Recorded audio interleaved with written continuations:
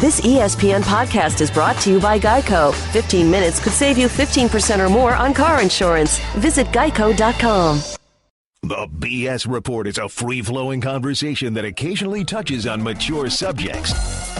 The BS Report. The BS Report with Bill Simmons. Welcome to the BS Report. It is a Wednesday. Is it Wednesday? Yeah, it is Wednesday. Wednesday morning here in Southern California. A little bit hazy. Much better weather than the East Coast has had. I feel bad for the East Coast.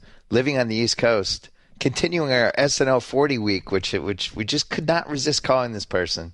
Seth Meyers, how are you? I'm doing very well. Thank you so much. Where did Sunday night rank among the great moments of your life? It's definitely top 10. The whole week was such a nice postscript. I think for not just me, but for everybody who ever worked at that show. People just got to come in and rehearse one last time, write sketches one last time, sort of rub elbow with with hosts one more time. So it was a great week. And then Sunday night was just not only a really fun show, but it turned into one of the great all-time after parties. Yeah, so it sounds like the after party was better than the show and better than any after party basically that's ever happened, right?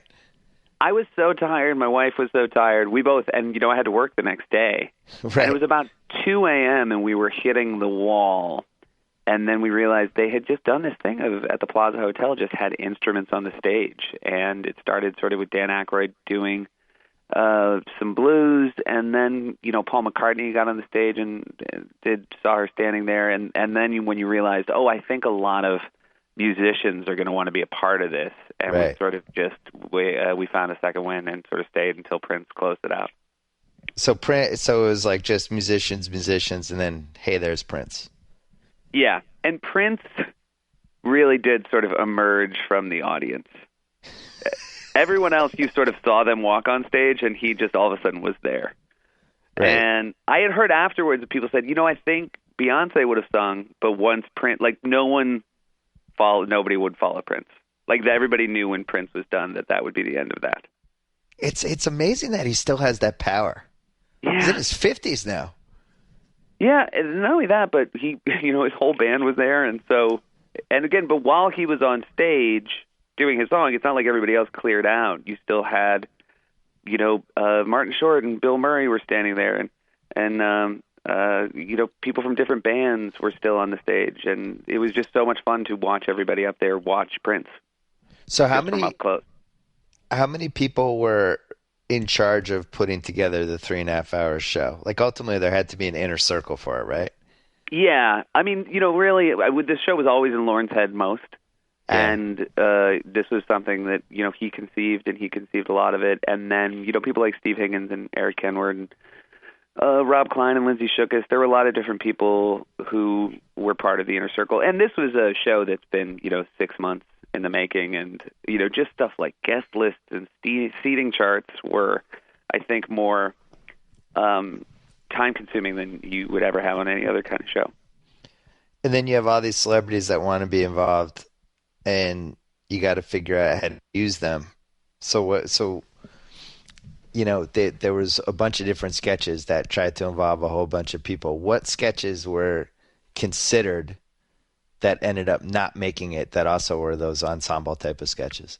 There really wasn't anything else ever on the board. Lorne very much from the beginning wanted to do a sketch. He wanted to do, he came down to my dressing room one night on late night and just said, I'd like to do a talk show. I'd like to do a game show. And I suggested if you were doing a game show, you should do Celebrity Jeopardy just because you could use it for both to scratch the game show itch and also just get classic impressions out. And right. You could rotate people in through the podium. Nobody would care if you did more impressions. Celebrity Jeopardy was always a Steve Higgins sketch, but I was lucky enough to get to help him out with that. And then, Wayne's World sort of filled the talk show gap, and Q&A was something, that's not only been sort of a monologue staple for years, but was a really great, I think Hanks did it at the 25th anniversary, and it had been really fun. So yeah. That was sort of almost a callback to the last anniversary show. But there wasn't anything on the cutting room floor. It was almost at the last minute people would say, there's no Forte, they should do, and Lorne would say, we'll do an ESPN Classic bumper out of the Sports Act. So it was, the thing that was happening as opposed to people being cut out of the show as we got closer to showtime, it was more people being put into the show. Right. And that's all of a sudden it was announced it was expanding to 3.5 hours, which I was like, oh my God, they must have had a lot of people. It was 52 minutes long when it was at 3 hours, and which would have been a bloodbath. And then when it got, the one thing, like one of the last cuts were there were two 12-minute musical montages of the first 20 years and the next 20 years. And those are great, but when you have all the people you have to take care of, in the live part of the show, clips were always going to be sort of the first thing that would get sacrificed. Yeah, I noticed that was conspicuous that wasn't in there, and it almost made me think that could have been another show. And now that it's been established that people like watching these shows on Sunday night, these SNL whatever shows, it almost feels like there's a musical over the years. Here are all the bands we've had on the show. That's almost its own 3-hour show that they could just rip off. Nobody would even need to be in it. You know what Absolutely. I mean? And it's all the clip packages are great. Another thing that Lorne was talking about a couple weeks out that was, I think, especially for all the writers in the room, was a really exciting idea that ultimately you understood why it got sacrificed, was sort of a clip package celebrating the 10-to-1 sketches.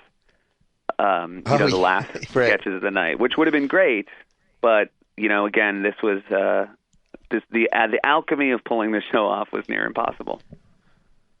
Yeah, because the most inside baseball moment of the night was probably That's When You Break digital short, right? Which was outstanding. Yeah, and we didn't, in classic Lonely Island fashion, they are, for lack of a better word, they are an island. Like they go off, they're not sending in scripts to get approval. They're not showing you an early cut. They just have an idea. They go out and they do it. And it was so tense on Saturday, just as everybody was scrambling around and trying to pull everything together. And word came down that the digital short was ready to watch, and like 6 of us went up to the edit bay to watch it, and we were all just so happy. It made us so happy. We were all getting a little choked up because there was something about watching your old colleagues break that really is one of your favorite memories of the show, right. And it was so inside baseball, right. As you said, which was great. So Aykroyd doing the Bassomatic sketch again, how does that happen? I wasn't there for the conversations. Idea? Pretty much, I think Aykroyd reached out to Lorne and said, I'd like to do Bassomatic, and Lorne said, great. And there you go. What about Wayne's World? Same thing. And I also thought two of the things because I actually thought as a show it kept getting better, even though it was 3.5 hours long. I thought Wayne's World was so great. The Andy and Sandler's thing was late. But I thought, Wayne's World thanking the crew and Paul Simon calling out the SNL band. I thought those were two of the nicest moments for people who are at those shows all the time that don't quite ever get called out. And it was really, obviously, getting called out by people like Dana and Mike and then Paul Simon was probably meant a lot to those people, and they certainly deserved it. I thought the musical choices were interesting, and I understand why they happened, because he went with the two icons who had kind of been part of the show in the 70s for different reasons, Simon and McCartney, and then just two major current acts with nobody else in between. Do you think at any point were they thinking about anybody in between those two generations? No, probably not, because the Pauls were always going to be there. And then, there's that weird thing. I think because you have a 25th anniversary, in a weird way, the 40th is obviously going to be a little bit weighted towards the last 15 years. Yeah. Because they haven't been celebrated in a anniversary show yet. And because Miley has both sort of hosted and done music a few times, and I think for Lorne really represents a younger generation, and I think speaks to the fact that Lorne always wants to remind the younger generation that he's doing the show for them as well.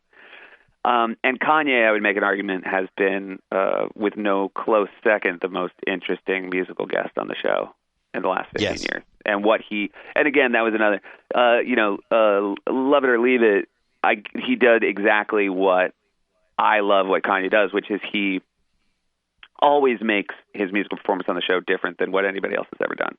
And my favorite thing that has always happened when Kanye comes to rehearse is the lighting designer on SNL is Phil Himes. He's over 90 years old. He's been doing it since the first show. And watching Kanye and Phil, who have this enduring respect for one another now because of how many times they've gone through this dance of getting the lighting just right for Kanye, watching them both bark at each other and then sort of like happily shake hands when it's all over because they got, Kanye got exactly what he wanted from Phil is really one of my favorite parts of the show. And that multi-generational thing that exists there and nowhere else. Did Kanye go to the after party? I'm pretty sure Kanye was at Afterparty. Everybody was at the Afterparty, although I actually think Larry David didn't go to the Afterparty, which was also one of my favorite jokes of the show. Because I wonder if he got competitive at all when Prince went up there. Maybe he was gone at that point. That's interesting. It was Jay-Z and Beyonce were sitting in the very back, and it's so lovely that they would want to come out and be there. I can say I'm speaking on behalf of Beyonce, who seems very nice and was very patient. She doesn't probably want to take as many pictures as people were asking her to take that she took. Right. And you sort of, when you see people like that, you realize, it's impossible for them to go out. Even at this, which is, you would think, the most famous, friendly event you could be at. You have to really kind of put yourself behind more people than you probably want to because of the amount of time she got approached. Were there any celebrities who, like with 24 hours to go, were all of a sudden saying, hey, you know what? I kind of want to be in this SNL 40 show. And you're like, sorry, too late. Can't happen. Yeah, I mean, thank God I wasn't privy to those conversations. I'm sure we had people from the talent department who were sort of breaking the news to people that there wasn't room and stuff. With Celebrity Jeopardy, it was funny just talking to the people in that sketch, and everybody always has ideas for different beats for their part. Yeah. And you have to, it was one of those cases where you say, yeah, that's great. It's 9 minutes long now. So, right. as much as I'd love to add more questions and answers, this is, we're really at the limit of people's patience. With that said, I thought, Marty and Maya was one of those things that, was so, mind-blowing that you could do a sort of a 15-minute thing like they did that I felt was so engaging from start to finish. There are a couple of people that it just feels like they could just come on the cast right now, like nothing, like no time had passed. Oh yeah, absolutely. Like Maya Rudolph was one of those people for me. It's like, it's kind of a shame she's still not doing this show. Yeah, and she's so natural with it, and it was such because of the room. The room was all famous people. It was all show business people, and I would actually put it up against any collection, any award show of all time. The 8th row at the SNL 40th was the greatest collection of talent in an 8th row that you've ever seen at an event. Like, that's how good it was. Because when I've done stuff like the Emmys or the ESPYs, like, if you just look past the first 4 rows, you're fine. Like, there's nobody who makes you nervous. Here, it was so stacked. And you forget that among people in entertainment, no one loves Martin Short more. And so when Martin Short came out, immediately he was killing, I felt, at a level that sort of no one had yet because he's so beloved in that community. And then to have Maya join him was inspired. And that's something that, Lorne had sort of initially conceived of right off the bat, was putting those two together. And I should note that Fred also sort of, Fred and Mark Shaman were other people involved with that musical section. Yeah, I thought I wrote this on Monday. I thought of all the people that were on stage, I thought Murray threw the fastest fastball, which I didn't expect. He just kind of owned the show for a minute. Yeah. But Martin Short was the only other one that when he was out there just brought so much energy, and it's like, and he does that anytime. Like he's one of the great talk show guests of all time. It's just, he has this engine that just revs up to, 200 miles an hour. It's just the way he goes. The great thing about the Bill Murray Jaws, which was, I think, the moment of the night as well. I agree. They never rehearsed it on stage. Jim Downey had that idea back in the 70s, and Jim Downey, who's a brilliant writer, also a writer I know, that if he has an idea, he cannot rest until it's on television. So I'm sure this Jaws thing has been keeping him awake at night for like 35 years. And basically just they just agreed to do it on Sunday afternoon and, rehearsed it in the dressing rooms a few times. And that level, and it just is what makes SNL so great when it's great, is somebody like Bill Murray who is fearless, who just let it rip. Like the way he sang that first note, I just think everybody was aghast at how great it was. It was amazing. And again, like I said, because nobody left rehearsal. Like once your thing finished rehearsing, it's not like you went home. You wanted to stay and watch everything because I think everybody understood how special it was. I remember, Tom Hanks was just hanging out watching us block Jeopardy, and Alec Baldwin had to leave, and Hanks went, instead of having a stand-in, Hanks just did the Tony Bennett part for just rehearsal. Oh my God. Just because it was so much fun. Also, I should say, Hanks also does an incredible Tony Bennett, which is great. So everybody was around. So in a weird way, like the fact that there was still this one thing left that nobody had seen in rehearsal, which was the thing everybody probably most wanted to see, which was Bill Murray doing that character, that moment. And I think you're right. It was, as far as whose fastball still had the most pop to it, that was the one. Yeah, I think the fact that it was slightly unexpected, too, helped. I mean, not that we should be surprised that Bill Murray is funny, but he was... It was literally no difference from him right now versus him in 1978, which I was surprised The other by. thing was this was a great, I've heard this secondhand, but Downey thought it was really important to have Jaws footage in the shot. I think Lorne thought it was distracting, which is great that even like leading up, they're having an argument about that. And Lorne's like, you can't clear the footage. And Downey said, well, Spielberg's here. Let's just ask him, which is... obviously there was no need to go through middlemen on this night based on who was in the room. Right to Spielberg, who probably said, yeah, great. Yeah, sure. Can we talk about Eddie Murphy? Sure. I mean, I don't, I certainly understand that people were left wanting more. I think it was great that Eddie agreed to come, and that was another thing. Like, no, we didn't quite know what Eddie was going to do. It's not as though we were going to script what he would say about his being back. So, I certainly, I think all of us wanting a little bit more from Eddie Murphy is probably going to be, how we live out the rest of our days. And we're just really lucky with all of the Eddie Murphy we got back when we got it. Was he asked to be in different sketches and just wasn't interested? I mean, people, they were certainly reaching out with anything that was sort of ensemble-y, like, it won't. But, that was true of a lot of people that, you'd ask, person X if they do this. And, I think, I will say, he was there. He came to rehearsal, and he couldn't have been nicer. And you really understand or understood that he still watches and loves the show.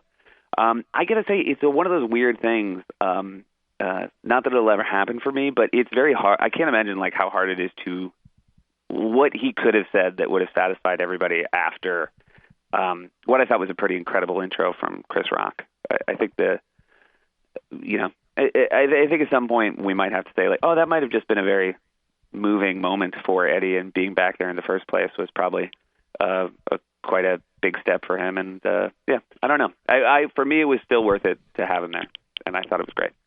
I agree with you. I've thought about it. I've battled all the different scenarios in my head, and part of me wonders if he had something bigger planned and he punted on it in the moment because he got choked up. Yeah. I think that's very possible. Because no one really got an intro like that intro. No. And he actually deserved it. Yeah, that's the other thing. Every word of it was true, and everybody there knew. And for everybody that was coming back, he was the only person you heard people talking about the week before. You know what I mean? Yeah. Because no one who meant that much to the show, who's still alive, has ever spent that much time away from it. So I compared Lorne Michaels at the end of that show to Mr. Holland and Mr. Holland's Opus. You think that was a fair comparison? Yeah, I think it was pretty fair. Again, he's still Lorne at the after party. It's not. I've still never seen him slapping people on the back saying we did it. He's got a drink in his hand, and he's He seemed very happy, though, and very satisfied. And, again, there's that. What I love about Lorne is that was, again, it was only a glancing celebration of Lorne. He wanted to celebrate the show, and that's why he produced it. He didn't put this in anyone else's hands and say, honor me. It wasn't like a Kennedy Center honor where people talked about Lorne all night and he didn't have a hand in it. Because, and I'll tell you, that would be a thing Lorne would hate, for anybody to talk about SNL without him having a hand on the wheel as far as how the show was going to go. And, the fact that, people were coming to his office all day on Sunday arguing that I think this should be moved up and this should be moved back, and we have two clip packages back to back, and I don't feel like that's right. And I think that's the part of it he loved, is that he got to produce the show. Were you shocked by the rating? I was shocked by the rating. I thought it would do well, but I was shocked. It's a lot of people. It's great. It's so great. I mean, and the most competitive TV night probably of the year. Yeah. It was a ratings mic drop, which and by the way, which is good, because as you can imagine, that show wasn't cheap to produce. Oh my God. Yeah. Yeah, you think about just probably putting up all the hotels, maybe helping out with some flights. The party itself, the after party itself, was how how royals would marry. It's the plaza. You can't imagine how you would just walk upstairs and see 100 of the most famous people on earth, and then someone would say, "Oh, there's 2 more stairs to the party." That was just, you were basically just at a landing, and you thought it was the party. Well, we had, the other thing that was fun was our studio, which is right down the hall from Studio 88, the late night studio, was for overspill. So during the show, because there weren't enough seats, even though they put in extra seats, there weren't enough seats for everybody. So old writers and people like that had a different place to go and sit and watch on a screen. But it quickly became, there were also 2 bars set up there, and it quickly became a place where people would go after their bit before they went back to their seats. So that was then this really fun sort of pre-cocktail party before the actual after party of, everybody having drinks during the commercials, and then the screen would come back on, and everybody would, it was quite a viewing party. What was underrated about that night, and I didn't even realize it till like 48 hours later? Nicholson, who never hosted the show ever. And I think, I mean, I'm not positive on this, but I'm pretty confident. I think he's only been on the show once, when like Helen Hunt or somebody was guest hosting. And he did like a walk on. And I think that was it. That's the only time he's ever been on. We always joke, he's been saying no to Lorne for 40 years, because it's not like Lorne wasn't asking him when the show started. Right. And but I like this. Was it something? What did you say? No jokes from me? Something along those lines. Yeah. Yeah, which I think is basically, when that's your mantra, that means you probably wouldn't be a great host. Another underrated moment, which I didn't notice in the moment, but somebody sent it to me, was when they cut to Michael Douglas in the crowd. Yeah. And he was like saying something like, I'm blah, blah, blah. I'm a sexual icon. And Zeta Jones made this face. That was great. A white face. Just cut him down completely. She was like, sexual icon. It was awesome. I can't believe I didn't notice that when it happened. And the best thing about it is Michael Douglas, who John Mulaney wrote that Q&A with Seinfeld and a bunch of other people, but Michael Douglas was not at rehearsal. There were people there who were doing their lines for the first time, right, live on television. And he was walking down the hallway to his seat, and Mulaney was going over the script with him and said, "Are you good?" And Douglas was like, "I'm fine, don't worry." But couldn't have been more confident, which was great, and he nailed it. But except the one thing he didn't do was stand up, which he was supposed to do. But of course, by sitting, he put himself right in the burn zone, the Catherine Zeta burn zone. So if he'd only done his blocking right, he would have been fine. Who is the single giddiest former cast member? Oh gosh, giddiest former cast member. I don't know about giddiness. I mean, the giddiest people were, of course, the current cast. Right. Aidy Bryant and Vanessa Bayer and Kate McKinnon were, when you see them meet Molly Shannon, they lose their mind. But everybody seemed really happy. I mean, it was a very completist night in that everyone was invited. And I think that, because of that, there was such a great energy there. And, somebody who was really delighted and was also great was Lovitz. That was great. It's also it's everybody.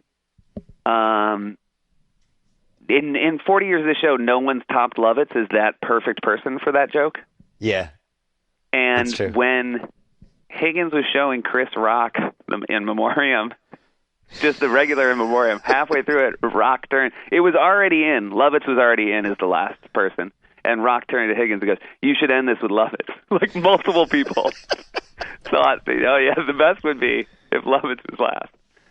Who was the biggest disappointment that didn't show up? For me, Dennis Miller. I agree. Getting to stand up there with those update guys.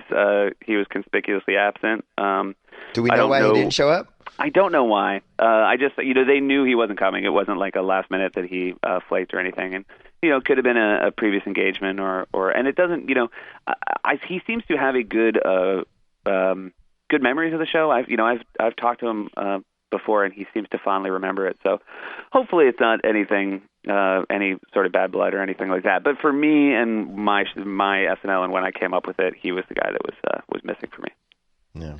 After the night of and the day after, people always complain about certain stuff about the show, and it's never perfect for everybody, which is what I based what I wrote about. That's kind of symbolic of the show, right? It never hits whatever everyone's platonic ideal of the show is, and it's funny how it's just graded on this monster curve at all times. Yeah, and it's what I'm so happy about is that even the 40th was that SNL model of 3 things you love, 1 thing you hate. The rest of it's going to be pretty bumpy, and I actually think it would have been worse if we'd had Dress. I kind of thought it was great to do a show like that without Dress. Yeah. I thought, mostly because since everyone was a pro, like nobody was doing stuff for the first time that night, it was really fun to watch pros have to do it just the once and see how good they could do it. But, again, I'm guessing the second episode of SNL began the tradition of people complaining about it. And it was great to do another show that people could sound off about. And I think the fact that people still sound off as passionately as they do about SNL sort of speaks to how much SNL means to them, as opposed to, I don't think it comes from a place of in a weird way, I think people hating on SNL oftentimes comes from a place of love, for whatever that's worth. I totally agree. And 23 million people back you up on that sentiment. No, it's like SNL's like the family member that you love and you complain about, It's never going to be perfect, and you're always going to wonder, why. The other thing that in my time on the show, my takeaway, whenever you read anything along the lines of, what were the writers thinking there, the answer is always, well, we were thinking it was going to work. There's the effort is to do, but it's really the level of difficulty is really hard. And I can tell you, there's never been a show where after any SNL I ever did where anybody said perfect. Yeah, every part of it perfect. It was never. I never even went. In the years I did Update, I never went 12 for 12 with jokes. How could the show be perfect? One thing Jim Miller and I we did a podcast yesterday, and one thing we talked about was Jimmy Fallon, first of all, starting the show with him. He's on the stage with Lorne at the end of the night. He's hosting the Afterparty. He's kind of emerged as like kind of the guy, it seems like, which I'm a little bit surprised by, especially like when you think like there's stars that have come off that show and had these monster movie careers. But he's kind of become the symbolic, I don't know, face of something. Do you feel that at all when you're watching it? Yeah, well, he's, I think what he brought to the SNL 40th is what he brings to the Tonight Show is there's sort of a consummate hosting ability to him. And, as good as he and Justin were to open the show, really, and I said this on my show the other night, the most impressive thing I saw him do was orchestrate the Afterparty music. Yeah. Because people were just coming up and would sort of whisper in his ear, I'd love to do a song. and he'd sort of have to run around and just facilitate who was going next. And there are very few people that can do that and can, through a sort of melange of sort of like enthusiasm and appreciation and talent, can sort of be a ringleader like that. And I think on a night like the SNL 40th, the more ringleaders, the better, because there were certainly a lot of rings and a lot of people moving around. Right. Every time I saw Will Ferrell, he would say, "A lot of moving parts," because that was what the show felt like. Well, it was really this giant victory lap for Lorne Michaels because, you have this 40-year show, all these different people that passed through his life, and the institution itself and the celebration of it, and then also he's got you and he's got Fallon in this 2-hour block Monday through Friday on NBC, and then his show on Saturday nights. And it's like, it's crazy, but I don't think he's ever been more powerful. Yeah. And nobody, it's very rare for non-dictators to get more powerful as they get older.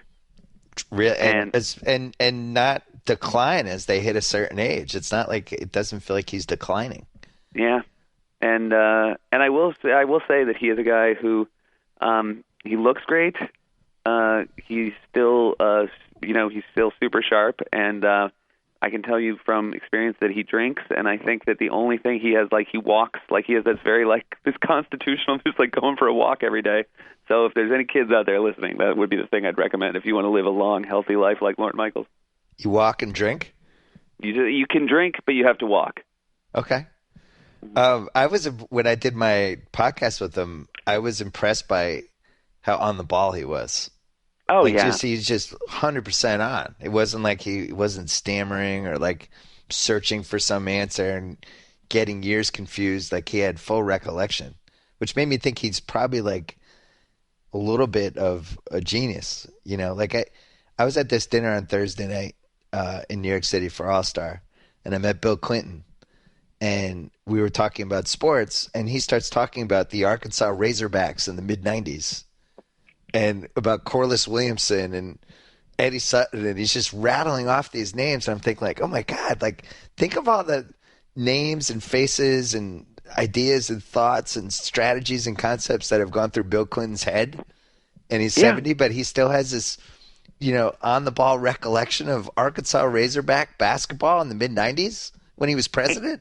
It's like impossible. Both people, both Lorne and Clinton, they're both also adding stuff every day. Yeah. They're not done. It's not just my life and recollection. It's, every day they're adding new stuff. And, Lorne has to be building a strategy about Leslie Jones and Pete Davidson. And, he's kind of moved on from his past, even though he has a great recollection for it, because he's so hands-on in the future. And that's what I'm always blown away by. How you feeling about your show? Feeling good. We're coming up on a year, I think, next Tuesday. I know. Crazy. When is it? February 24th. Yeah, Tuesday. 1-year anniversary show?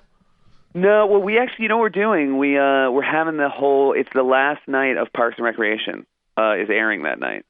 So we're having the whole cast of that show come on.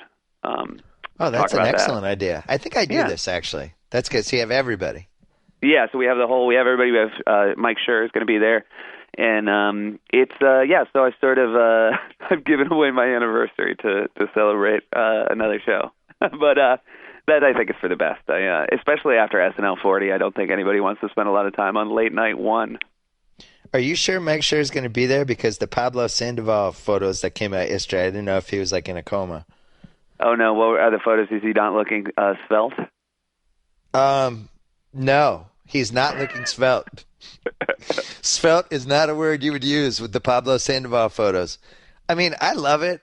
We knew we were getting with this guy. We knew he was never going to be in shape, but to just roll out in spring training with like the giant John Goodman beer belly gut was really a bold move. I loved it.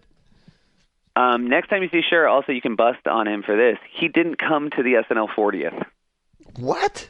Like, I'm sure he had like parenting and one of his many projects to edit and post-production, and I think he's probably in full jam mode because they're airing. I think because they're airing these 2 a night on Parks and Recreation.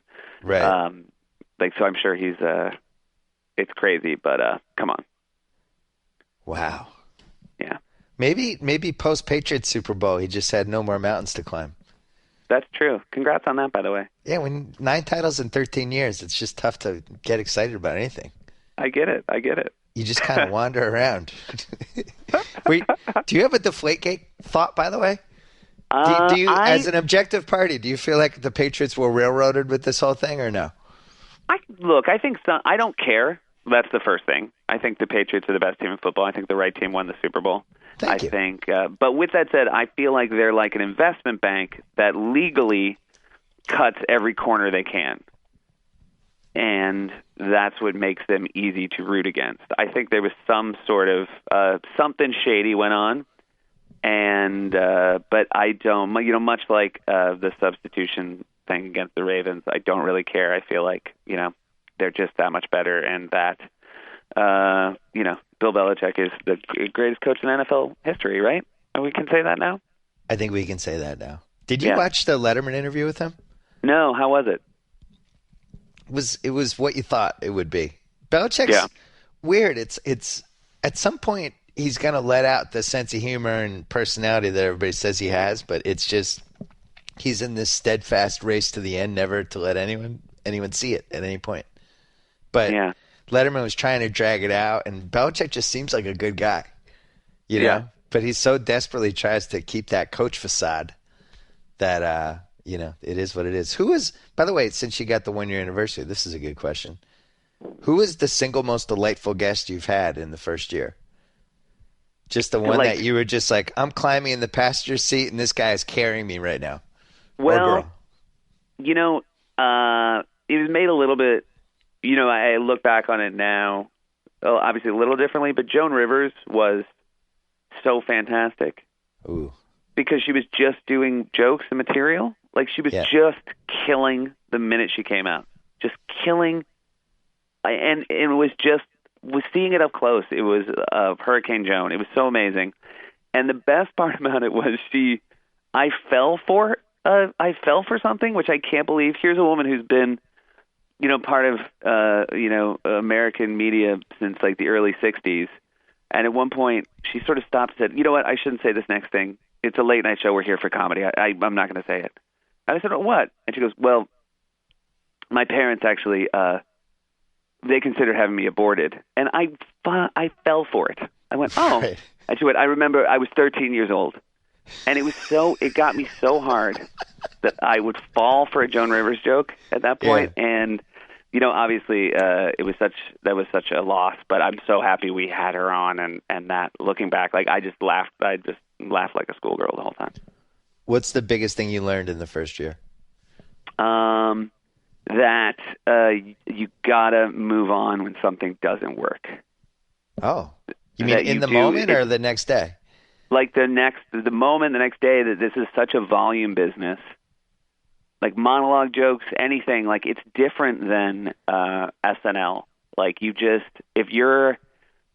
to have a good time for these shows to be watchable at this hour. The host has to be having fun. Yeah. And I just think that, like, in the earlier shows, like, I would just carry disappointment a little bit more in my face and tone, and just being able to, like, shake it off and only move forward, I think is probably one of the biggest things I've learned. What's the biggest thing that's changed about you in the last year, either physically or from a habit standpoint? Because whenever people go through something, that's that big of a day-to-day kind of achievement / obstacle, like all that stuff, something always changes. Like, you change food habits, you do a different exercise. I'm 100 times healthier than I was at SNL. Like, I weigh less, I eat better, and it's because even when I would go upstairs just to talk about the SNL 40th, I would get called up to Lorne's office, and I'd go from my office on 8 to 17, and before I would get to Lorne's, I would somehow eat a piece of pizza. Like, it would just be out. Yeah. And the old stress of being at the SNL offices, you would just eat pizza and then have a Coke. And by the time I got downstairs to do my show again, I would feel awful. But the fact that every day is the same, as far as you come in at this hour and you go home at this hour, just allows you to be a little bit more structured about sort of how you treat yourself. And also, at SNL, you could be sick as a dog and you could get the work done. And then, you know, for me, you just have to sort of gut through 10 minutes a weekend update. But when you have to do one of these, when you have to be out there for an hour a night, like, you know, it's pretty important to try to make sure you don't fall deathly ill or get the flu or lose your voice. So you're a man of routine now. I'm a man of routine. You know, which is why one of the things I like is, you know, we're trying more and more to, if we have an idea in the morning about something in the news or something in politics, to really try to jam that out just for that old rush of, you know, deadlines and stuff. Right.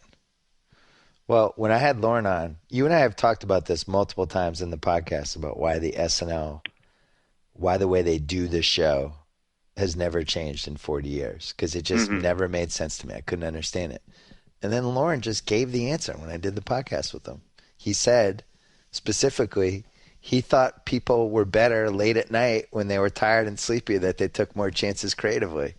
And I was like, oh, that 100% makes sense. He's on to something. I fully agree. Thing.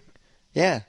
So I don't know if he knew that in 1975 or he figured that out at some point during the first couple years, but it's clearly his strategy to weaken people mentally and tire them, and that's when the real creativity comes out.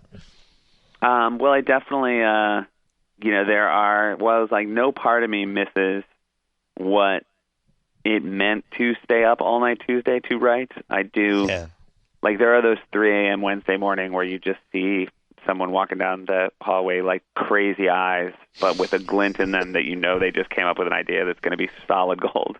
Right. And that was, you know, that's the only place I ever saw anything like that. Like a Walking Dead zombie who just came up with a great idea. Really great sketch idea. And they just have to find their way to their office without an obstacle to get around.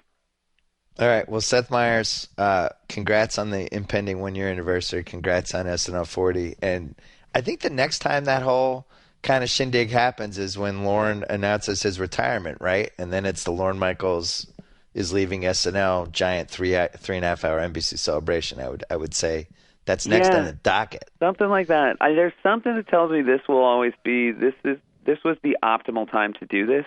I think Lorne sort of looking to the past and looking to the future sort of, I think, has been thinking about 40 for a long time, because 25 did very well, and Lorne sort of passed on 30 and passed on 35, and I think he knew in the way that he's a really good producer that 40 would be special, and I'm glad it turned out that way. Yeah, if you think of SNL like a person, 40 is kind of when you start to become reflective about everything that just happened. Yeah. So it makes sense for a TV show to kind of emulate that in a weird way. Anyway. Yeah, it was really great. I was glad. I was honored to be there. Thanks for coming on, considering you're doing your own show tonight and you're running it. Who's on the show tonight, by the way? Who do we have on the show tonight? We have Peter Sarsgaard, we have Kathy Griffin, and we have a band called the Mavericks. Oh, well, there you go. Yeah. Seth Meyers, there you go. Thank you. All right, I'll talk to you soon, Bill. All right, see you. Target to sign off. Whoa. Thank you for downloading the BS Report with Bill Simmons. Too much fun. Check out more podcasts at the iTunes Music Store or at Podcenter at ESPNradio.com. Peace out. Gotta say, Golick, great call on grabbing Subway for lunch and getting guacamole on our subs. Told you this new guac really amps up the flavor. Yep, something adding up things can be great. Guacamole on your sub, a new co-host to replace you. What was that? Oh, no, nothing. Subway now has deliciously rich new guacamole made from ripe Hass avocados with just a hint of garlic, onion, and jalapeno. Discover how new guacamole turns up the flavor on any of your freshly made favorites. Subway, eat fresh.